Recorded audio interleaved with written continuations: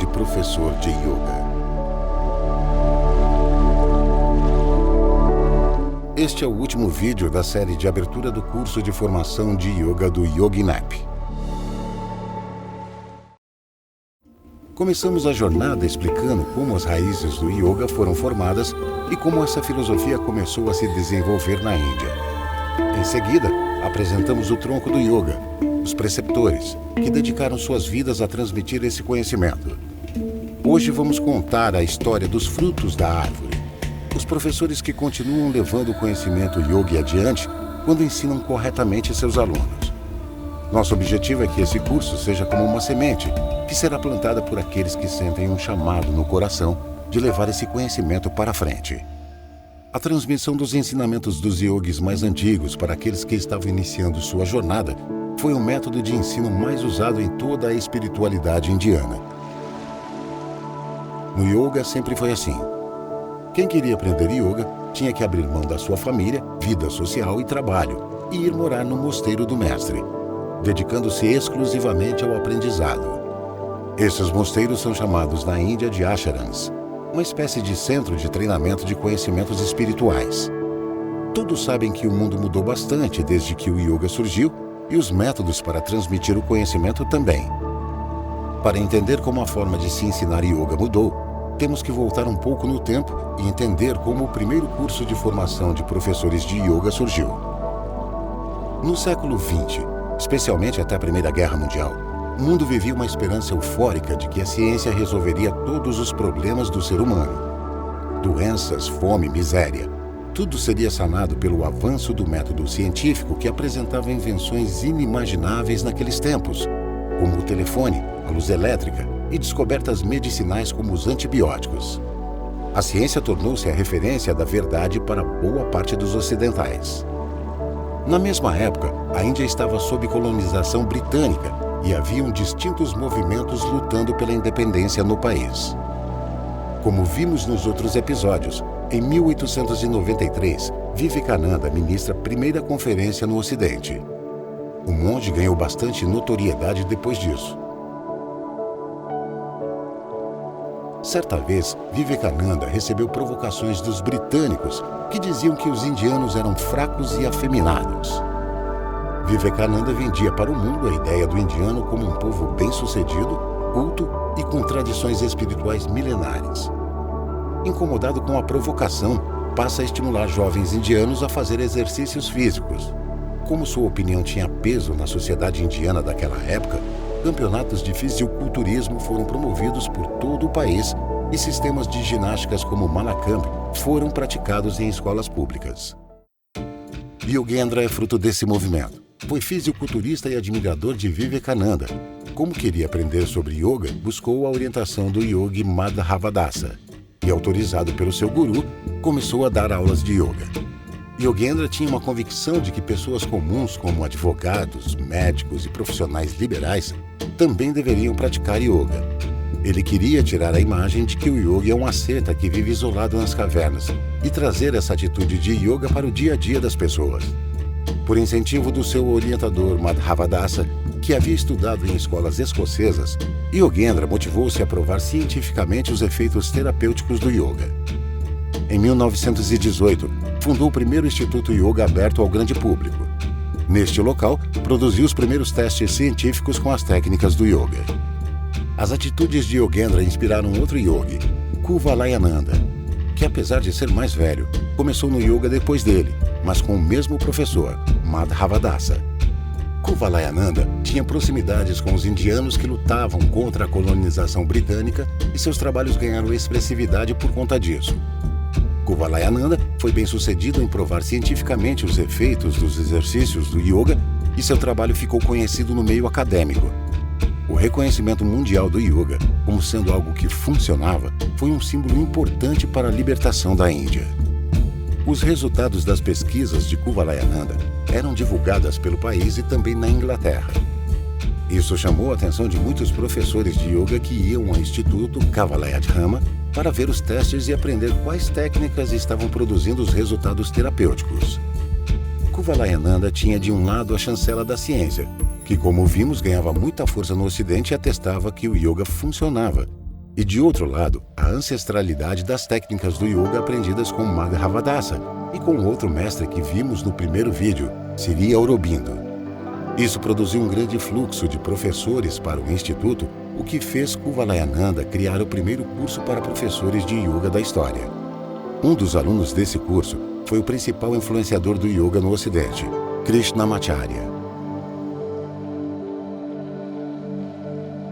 Como a profissão de professor de yoga se desenvolveu?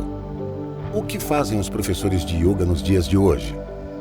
Quais foram os principais professores de yoga responsáveis pelo crescimento do yoga no mundo? Há muitos casos pelo mundo de professores de yoga bem-sucedidos na missão de propagar os ensinamentos. A maior rede de escolas da Europa chama-se Yoga Vidya. O Yoga Vidya foi fundado por um alemão chamado Sukadev Bratz. Por 12 anos, Sukadev viveu nos centros do seu mestre Swami Vishudevananda. Em 1992, fundou os centros Yoga Vidya.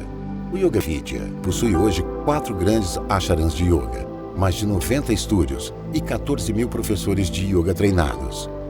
Nos Estados Unidos, temos o caso de sucesso do brasileiro de Pirapora, Minas Gerais, Dharma Mitra. O yogi mudou-se para Nova York na década de 1970 para estudar com seu mestre Swami Kailashananda. Antes de produzir cartazes com uma série de 908 asanas, que ficou mundialmente conhecida e que até hoje decora estúdios de yoga, Dharma Mitra começou a ir regularmente ao Central Park fazer suas práticas.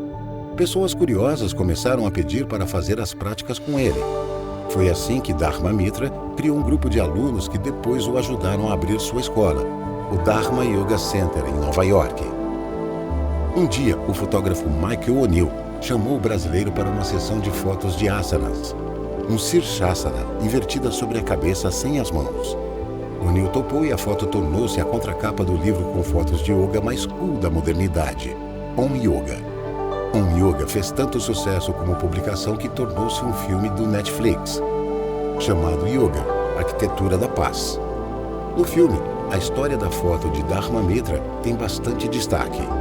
O'Neill fez capa de revistas importantes dos Estados Unidos e fotografou celebridades como Martin Scorsese, Jack Nicholson, Paul Newman e Leonardo DiCaprio.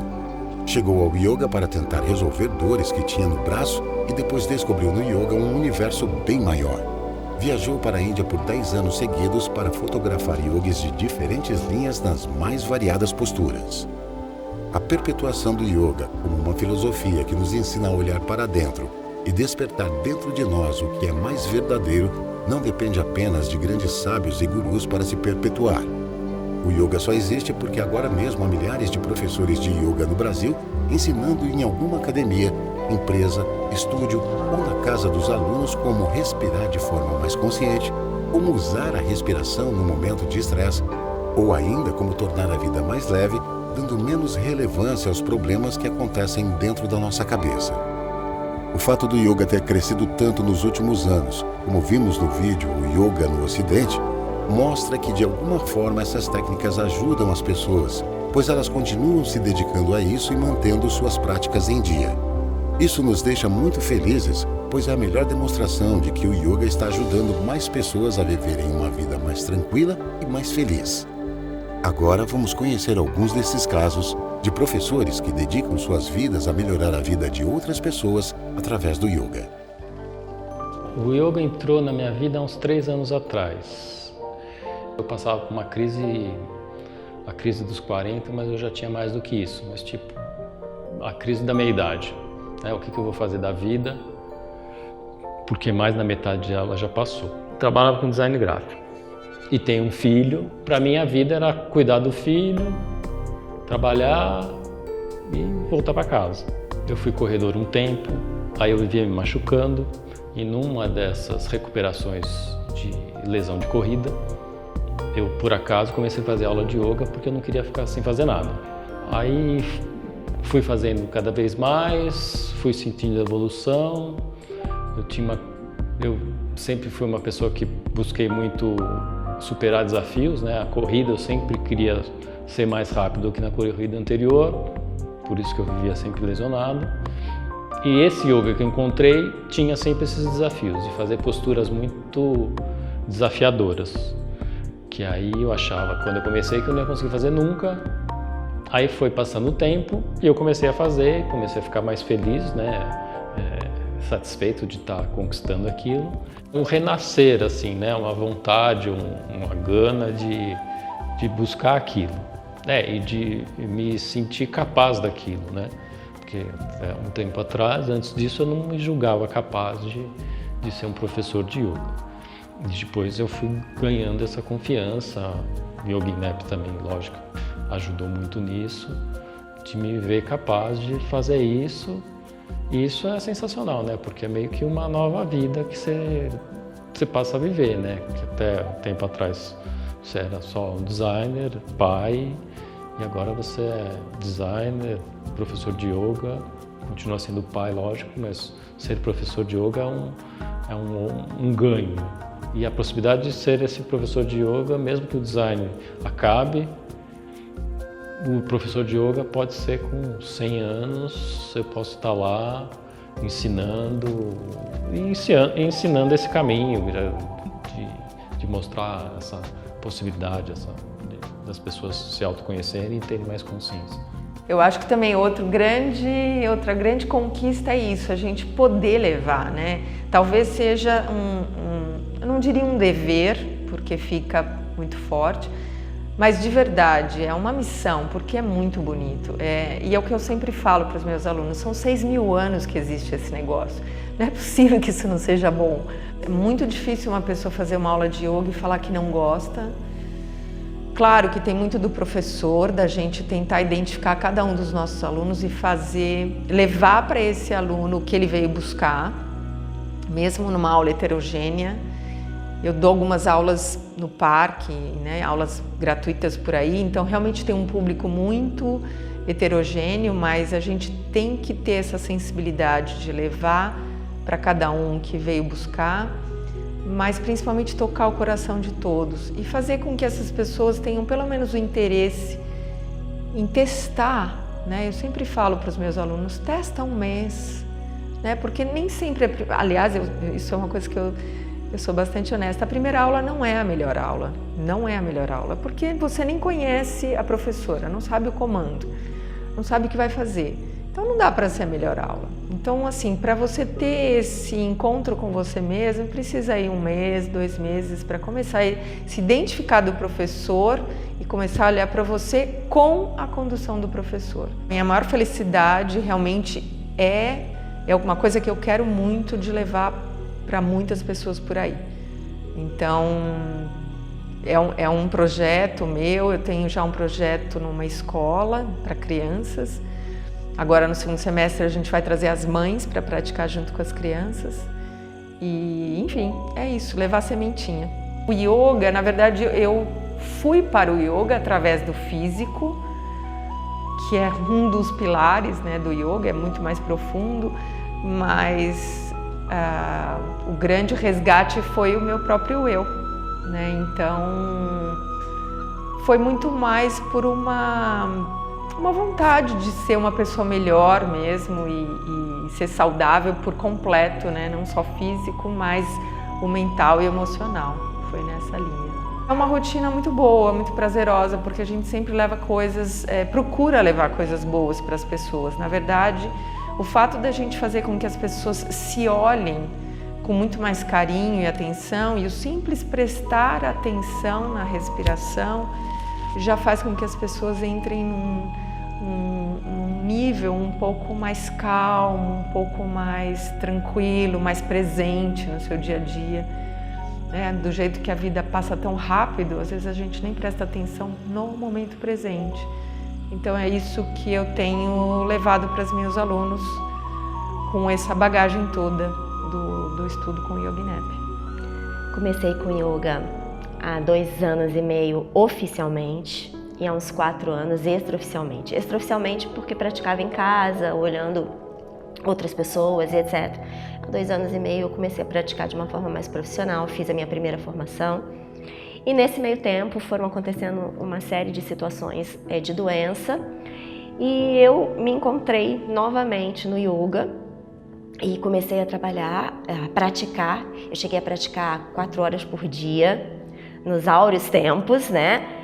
Todos os extremos, eles são desequilibrados, então a gente precisa encontrar o eixo. E aí, na minha primeira formação, foi o momento em que eu realmente encontrei o eixo. Foi o momento onde eu entendi que, de fato, o yoga era o meu caminho. E foi o momento onde eu me encontrei. Ainda tenho muito que aprender. O caminho é longo, há muito que ser estudado, há muito que ser aperfeiçoado em mim, enquanto pessoa, enquanto indivíduo, enquanto ser humano, para que eu possa ajudar as outras pessoas de alguma forma. Há muito que aprender em termos de filosofia. Falei para me emocionar. Porque é uma mudança de vida, uma transformação muito grande.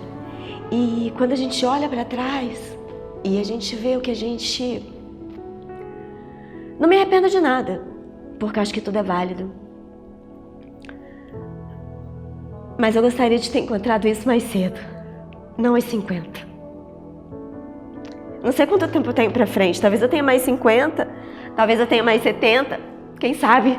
Tem tanta gente praticando yoga com 90, né? Sei lá. Mas se eu tivesse encontrado yoga mais cedo, eu teria realizado mais coisas melhores pro mundo. Enfim. E os meus alunos, porque mesmo ainda sendo tão bebezinha, a gente já recebe muito feedback que emociona muito. Por isso que eu queria ter começado antes. Mas enfim, o yoga diz isso, tudo na sua hora, tudo a seu tempo. Tudo é como deve ser. Então a gente tá aqui, um bom presente. Um bom presente. Muito feliz.